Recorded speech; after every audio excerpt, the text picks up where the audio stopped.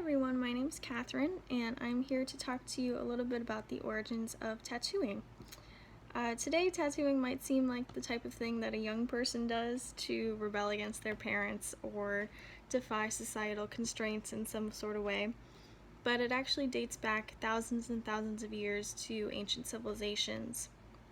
And although tattooing did develop independently in several different parts of the world, it actually shares a lot of similarities between cultures. The first evidence that we have of tattooing comes with Otzi the Iceman, who was discovered in the Alps. He passed away in 3300 BC and was uncovered to have 57 carbon tattoos found on him. Most of these were dots and sporadic patterns, going down his spine and across his back, but they were all eventually developed to have some sort of healing properties in them, almost like an acupuncture-based system. Another discovery that was found was in ancient Egypt.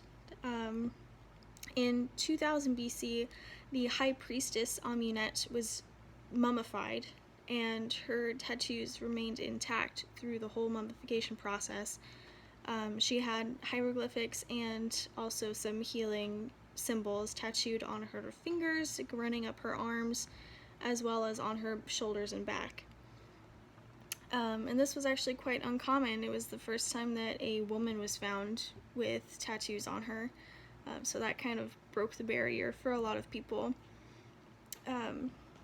Moving back into ancient Egypt, the reasoning behind a lot of people's tattoos was either for physically healing properties or religious beliefs. So they might have a symbol tattooed on them that could somehow protect them from anything supernatural or physical. Whereas in places like Western Asia, tattooing had a more mortal effect, so to speak. It was actually like a social status. So only high status people could get tattoos, mostly because they were so expensive. It was all hand done, there was no machinery that could do it yet. So when it was first developed, only wealthy people could get tattoos. And this actually started to develop the different styles as well of tattoos that we might see today. So there's the very strict, hardline, hieroglyphic type tattoos that we get from ancient Egypt. And then there's also a lot of more flourishing brush strokes almost that you might see in a tattoo, which comes from the Western Asian early forms of tattooing.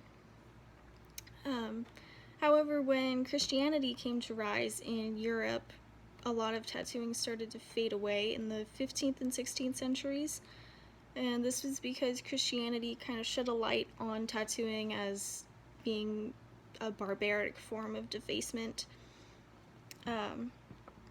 So as Christianity became more popular, tattooing became a lot less popular. However, that has changed quite a bit as time has gone on.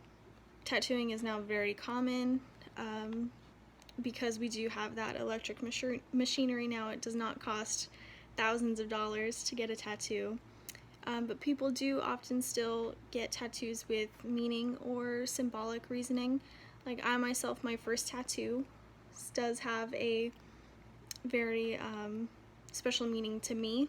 It might not be the same meaning to somebody else, but it does hold that same significance that it did thousands and thousands of years ago to somebody else.